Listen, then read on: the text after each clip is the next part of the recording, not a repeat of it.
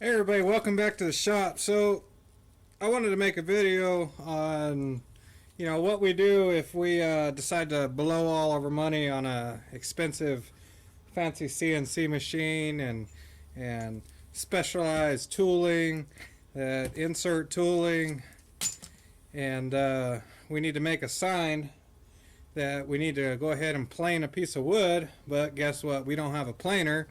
And we look through the woodworking catalog and we see $9,000 planers and all that stuff's just way too expensive. But what if we could accomplish the same thing to plane a board with using one $15 bit and get the same result? And in this video I'm going to show you how to do that. Alright, so here's a board that I use this planing method on, and what this is a piece of apitong wood used in like trailer decking, and it was a rather large piece of wood. It's about 2 inches in thickness after I planed it off, and I needed to have a real nice flat, no bow, no cup or anything like that, surface finish on it.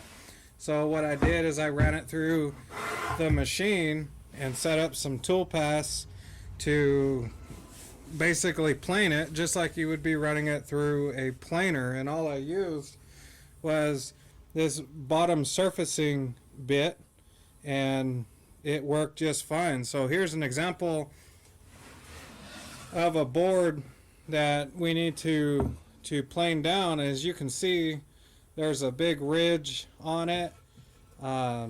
It's kind of bowed towards the center, and overall it's not a very straight piece of wood, and we're going to go ahead and basically plane that down on both sides. You can see it wobbles all around, and using this method we're going to get this board nice and flat so we can work with it. And so now we're going to go and I'll show you how to, in Fusion 360, I'll show you how to set up the tool path. It's a very simple facing operation to get this project started, and then we'll come back here to the shop and we'll set up the board and get it all clamped down, and then we'll start to basically face it. Alright, so now that we have our dimensions for our board, we can go ahead and create the facing operation here in Fusion 360. This is probably about the easiest way to make an operation like that, and it's super simple. It doesn't take very much time, and once you have standard board sizes that you're wanting to face, you can just grab the file and go. You don't have to recreate it every single time, so that helps speed up the process a little bit. So first thing we'll do is we'll create a sketch, and we'll pick this bottom plane, and let's go ahead and do a center rectangle, and we'll just make it any size here, and then we'll push D for sketch dimension, and our board is 23.5 inches long, and then we'll dimension the width here, and the width is going to be 7 inches. So, and that's our sketch. So stop sketch, then we'll go ahead and press pull, and now the height of this really doesn't matter, because we're just taking, all you need to make sure is, depending on how much you want to take off, make sure that your stock thickness is greater than that. But you don't have to get a real exact stock thickness, because we're just facing it off and changing it anyways. So but we know roughly we're going to have to take off 1/8 of an inch to get rid of that groove down the center of the board, and any bowing and cupping and anything like that. So we're going to go ahead and just for demonstration, we're going to make this 1 inch stock size, and create a new body, and push OK. Alright, so now we have our board modeled in Fusion. And it's pretty much that simple. So we can just come over here to cam and create a new setup, and we'll go ahead and pick this corner, because this is the corner I like to use on my machine, the lower right hand. And we'll go over here to stock and fixed size box, and we'll change to 0 so it doesn't round up. So there's the dimensions, 23.5 in the Y direction, 7 inches in the X direction, and we got a height of 1 inch. So we'll call that good. And then we'll come over here to 2D and then a facing operation. So once we have that, and what we're going to use is a flat bottom router bit. It's a relatively small one, but it works really good for doing these planing operations. So we'll select the tool, and we'll get rid of the face and get rid of the bull mill and just choose a flat end mill. And mine is 3/4 of an inch in diameter, so we'll pick the 3/4 inch flat end mill and push OK. Now on the speeds and feeds here, the cutting feed rate, I like to do this in Mach 3. I'll override it, either slow it down or raise the speed up. Just all depends on how it's cutting the wood. Sometimes you can whip through it at, you know, if you plane off one side of it and the other side's a lot lower and it's just cutting air, you can go ahead and speed it up to 400 or 500 inches a minute and not even worry about it, and then lower it back down. So when I'm doing this, I'm just setting a generic feed rate, and we'll go ahead and say 200 inches a minute. And a plunge rate, we'll want to plunge this tool down at, let's say, 10 inches a minute or so, because the tool's not really designed for plunging. So we'll just say 10. It's only going to plunge once anyway. So we'll turn flood coolant off, and geometry, we can pick this top face. It already pre-selected, so you don't even really need to select it. And for my heights, I'll go ahead and change everything to a 1/2 of an inch. All my feed heights and retract heights. Now the bottom height is where we want to set our offset of how far we want to cut down into the material. So in this case, we're going to take off 1/8 of an inch. So I'll just do -0.125, and that'll lower the bottom height down that much, so it'll tell it, well, that's how far we need to cut. So then we'll go over here to the passes tab, and we want the tool paths to be running in the Y direction with the grain of the wood.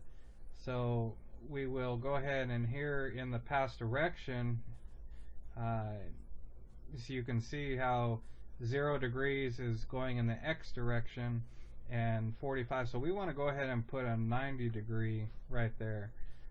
Pass extension is how far it goes off of the ends. So I want to give enough clearance so that bit goes all the way off the material, then comes all the way back on. So we'll just do something real small. 0.125 will work. Stock offset is, you know, we want to make sure we're going to do step overs of half the tool, 50% step over. So we'll set our offset at 50% just so everything is a 50% step over. So we'll do 0.375, and our step over, like I said, we want to change to 50%, which 50% of a 3/4 inch tool is 0.375. Direction, we want it to go both ways. From other side, we don't need to worry about that, and no chip thinning. Okay, so multiple depths. We want to go ahead and step down, and 40 thousandths is a pretty good little step down. If your machine is a little smaller, you can take less, or if your machine's a little bit bigger, you can take more. But 40 thousandths seems to work good for me. So we don't want to leave any stock because we're doing a facing operation.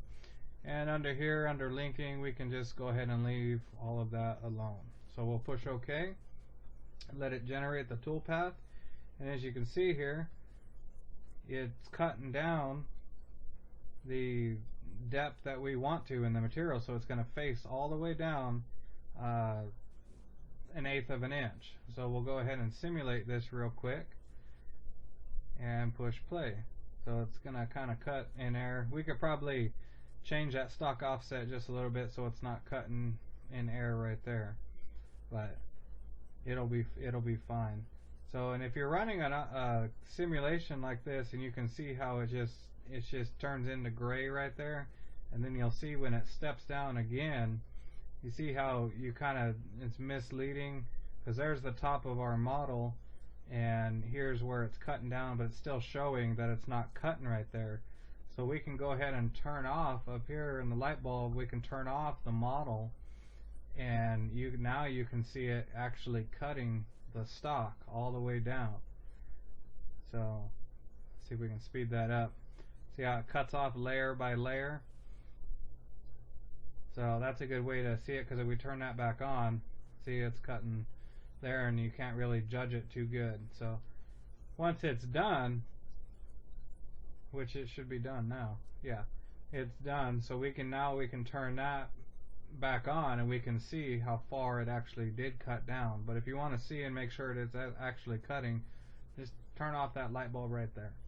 So our simulation looks good, and we'll go ahead and post-process. Let's go ahead and change the stock offset a little bit and see if that helps us. Let's try 0.25 and see what that does. Alright, we'll simulate that again. And see it's there, it's cutting just a little bit. So that'll work for us, and we'll make sure it goes all the way to the end and cuts the entire board, which it does over here. So we're good to go. We'll call that good, and now we'll go into the shop and see it happening.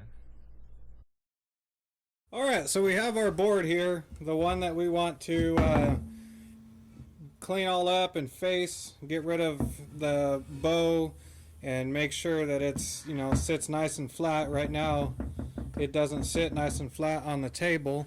And first thing that I did, but you don't have to do, just made it easier on this particular board to set it up on the machine, is I ran one face through the jointer, and then I flipped it over and ran the other face through the table saw, and just took a real light skim cut, about a 1/16 or an 1/8 inch off, and that just allowed me to square up the corners on the board.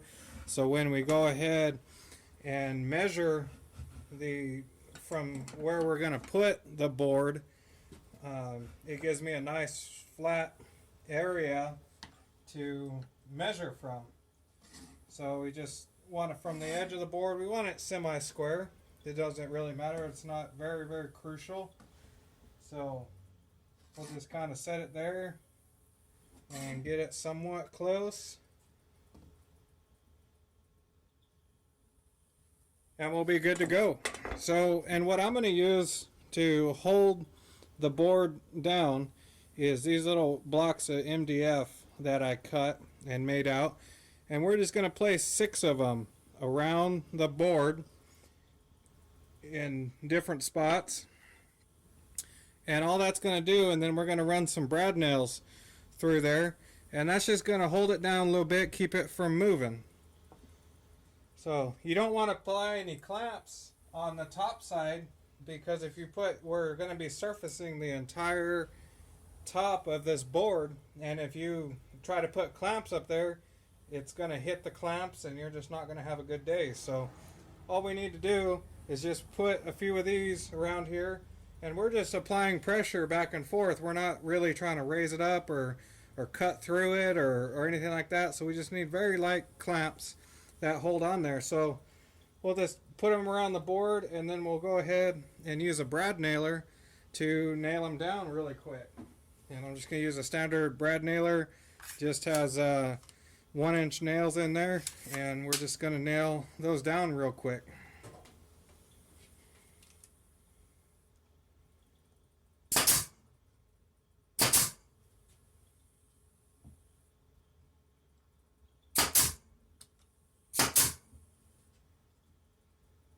Now when you get 2 of them done, you want to go ahead and apply a little bit of pressure so it holds it tight on these other ones back here.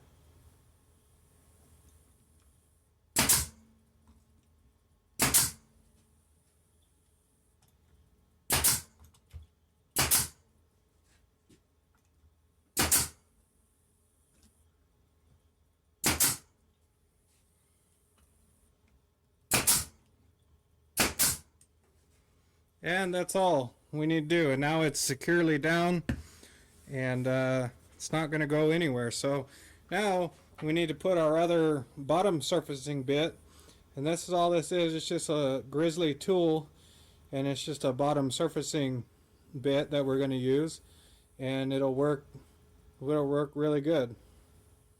So you see the flutes, they go all the way across, all the way to the center. So because we want a nice flat surface on there. So we'll go ahead and change the bit real quick. We'll bring the machine over here so we can change the bit out.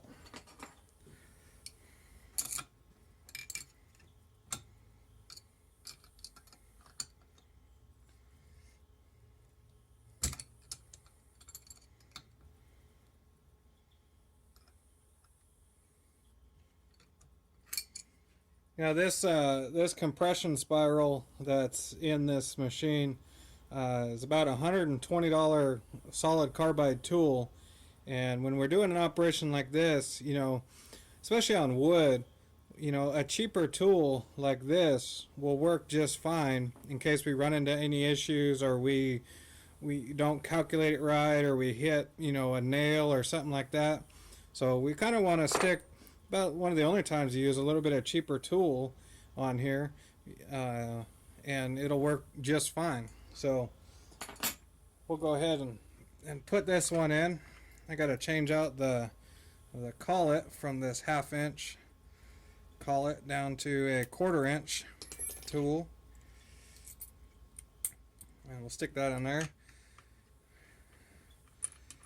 and go ahead and put the tool up in there, and we'll get her tightened down.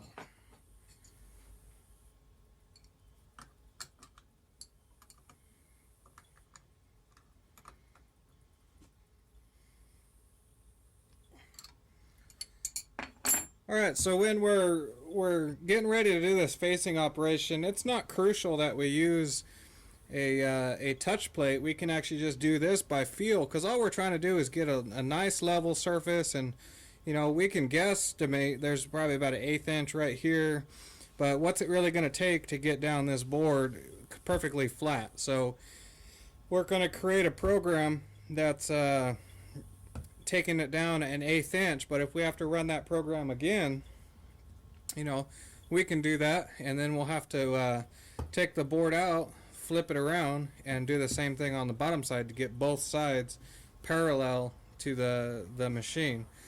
And so when we're setting the bit, we'll just jog the machine over here, and you want to pick the highest spot on the material,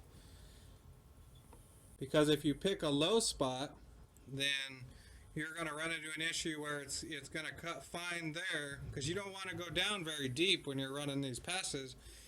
You only want to go down, you know, on this machine about 40 thousandths, but a smaller machine like the X-carve, you may only want to go down 10 thousandths. So we want to start on the highest spot, and if it cuts air, then, you know, that's fine. We'll just speed it up a little bit and cut it on the next pass. So we'll bring the tool over here to the lower right hand corner on this machine, and we'll just lower it down so it's close to the stock, and just so it barely touches the stock. So we'll lower it down here.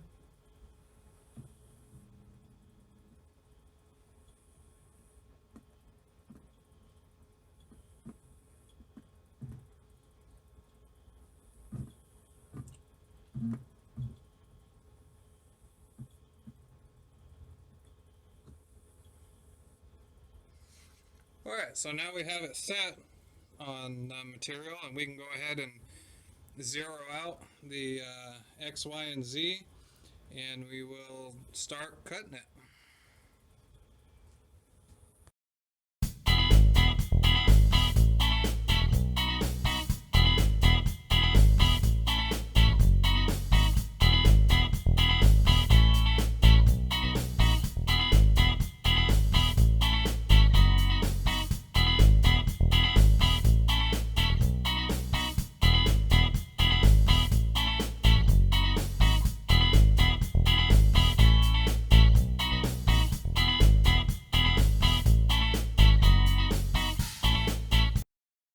Alright, so now that we've planed the top side, we have a nice smooth finish all the way across, and it's exactly parallel with the machine.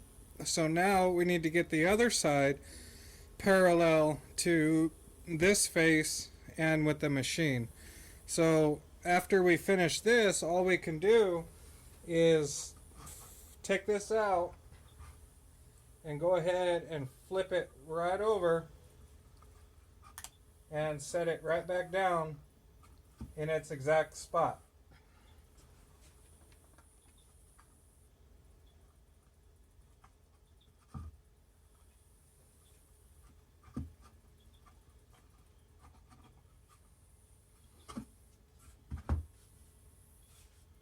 And once we do that, now we want to make sure that it's sitting flat. That's a machine surface now, so it'll sit flat down to the spoil board. And so we'll make sure it's all down, and then we'll just go ahead and repeat the process right on this side, and then we'll be done.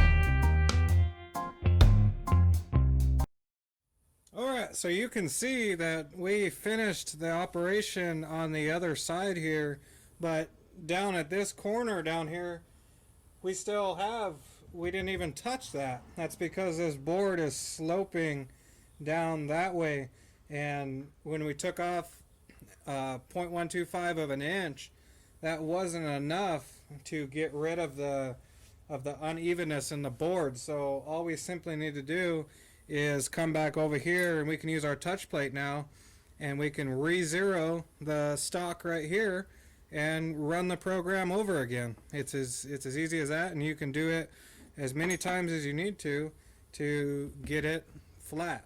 So I'm sure you can calculate out, you know, exactly how far you need to go down, but you know, if you just need, you know, something in a quick in a hurry and you're in a bind, just make a program and run it, and if it doesn't get it all, then just redo it again. It won't take nothing. So we'll do that now.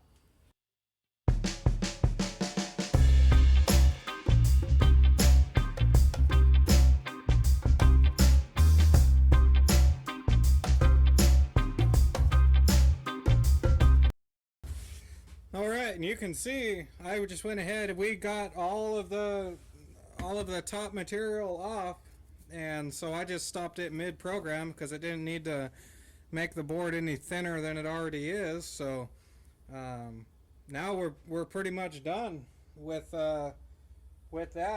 We can go ahead and move the machine out of the way.